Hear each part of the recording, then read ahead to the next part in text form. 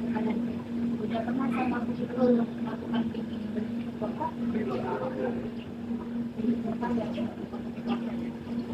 Jadi di sini kakak jelaskan bahwa bimbingan kelompok itu adalah proses membantu kelompok individu dalam mengatasi permasalahan, melakukan keterampilan atau mencapai tujuan mereka melalui interaksi kelompok. Dan bimbingan dari seorang yang juga selalu. Nah, bimbingan kelompok ini berfokus pada pembimbing dan pengembang pada pribadi anggota kelompok, sementara coaching kelompok lebih menekankan pada pemecahan masalah dan dukungan emosional.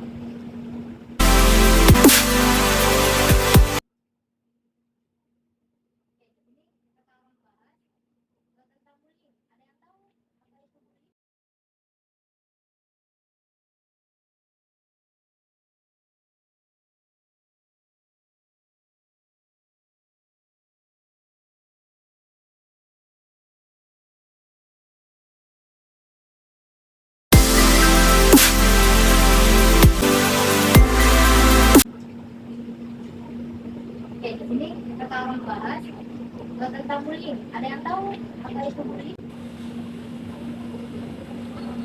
Mungkin ada juga tahu apa itu bullying. Boleh silakan untuk memaparkan pendapat kalian masing-masing gitu, agar interaksi dalam bimbingan konseling itu ada. Tolong.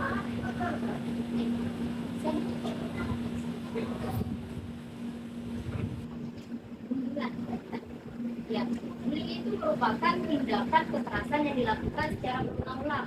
Misalkan ada nih yang teman kayak dari gayanya gitu, kita nggak suka gitu kan, dan secara personal kita menyebutkan kata-kata yang tidak enak gitu didengar oleh individu tersebut.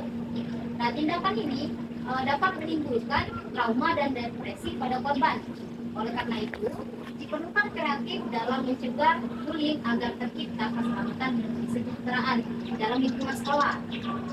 Karena di media sosial, di lingkungan kita sekitar, pasti ada orang yang kurang suka dengan gaya penampilan kita ataupun dengan cara kita dalam belajar maupun berkenalan dengan orang lain.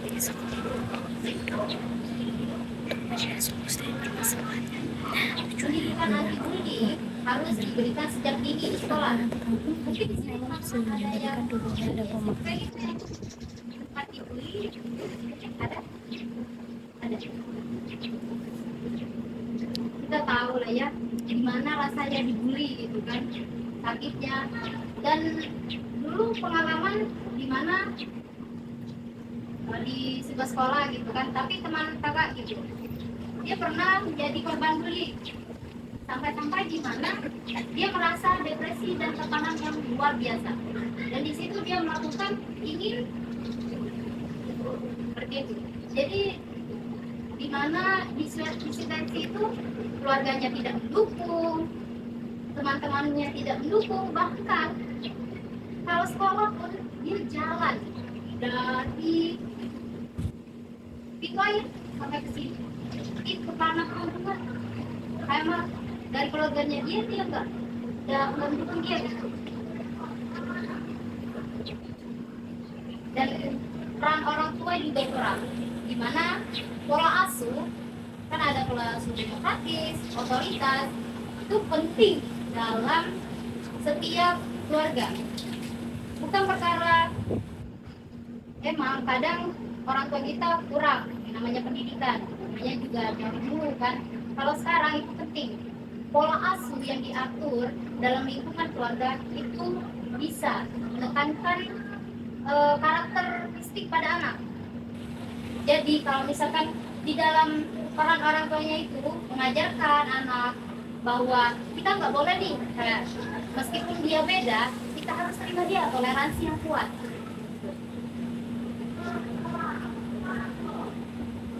Dalam mengatasi bullying, sekolah maupun lingkungan keluarga itu harus dilibatkan. Karena kalau cuma sekolah, nggak mungkin Ada yang tahu beberapa faktor terjadinya bullying?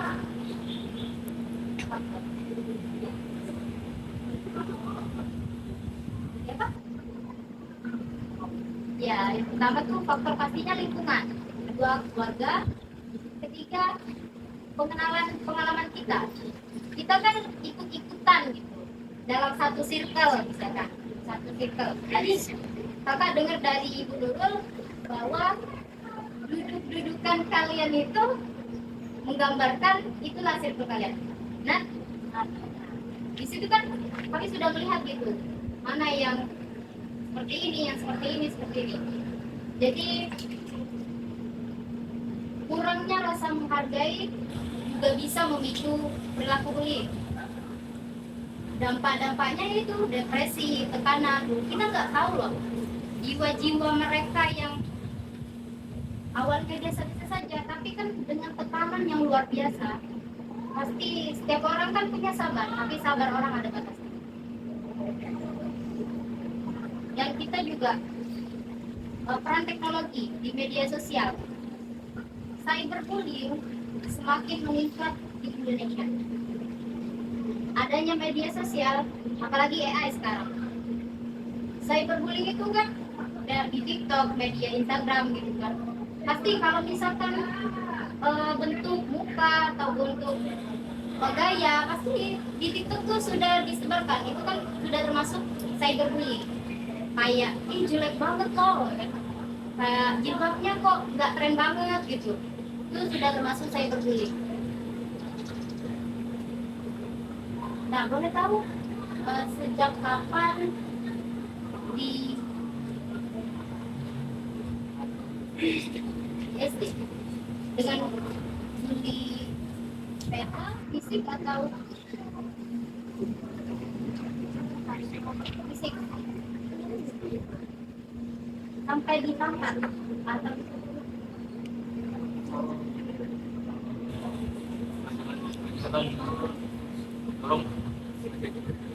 kenapa?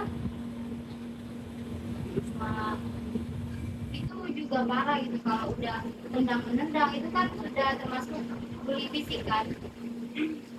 Bully verbal juga omongan, kita nggak boleh loh. Kalau misalkan kita tahu kan nama orang tua dari teman-teman gitu, terus kita bilang, kamu anaknya si ini, itu nggak boleh loh. Itu sudah termasuk bully verbal. Apalagi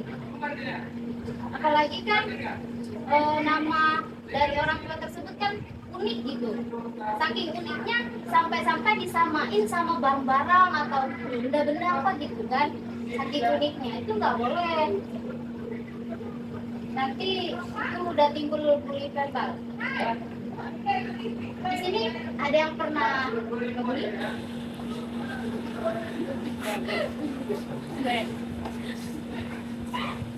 Tapi sebagai kita kan pasti seperti Bu Nurul atau itu pasti sudah bisa gitu lihat dari melakukannya teman-teman atau apa gitu kan yang masalahnya seperti ini.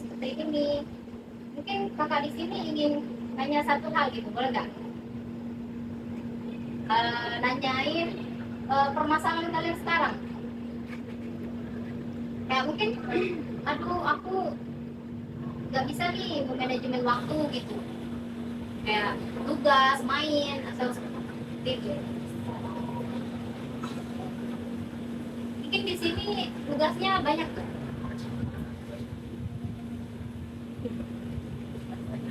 Banyak. Kalian di kelas di 4. Oh, belum di kejurusan. Nanti kan ada itu kayak minat bakatnya di sini gitu. Jadi tahu gitu minatnya ke IPS atau IPA. Berarti ini berapa kelas ya? Kelas 10? 4. Ada yang ingin ditanyakan?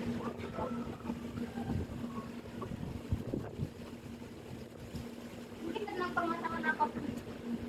Di sini kan kita sama-sama belajar. Kakak juga belum sepenuhnya Jadi karena kakak baru semester 5, tapi semester 5 udah survei ke lapangan semua.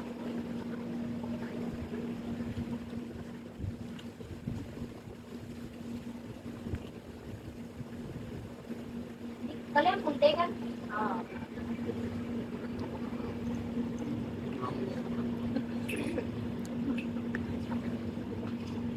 Guru terfavorit kalian? Wilma. Dan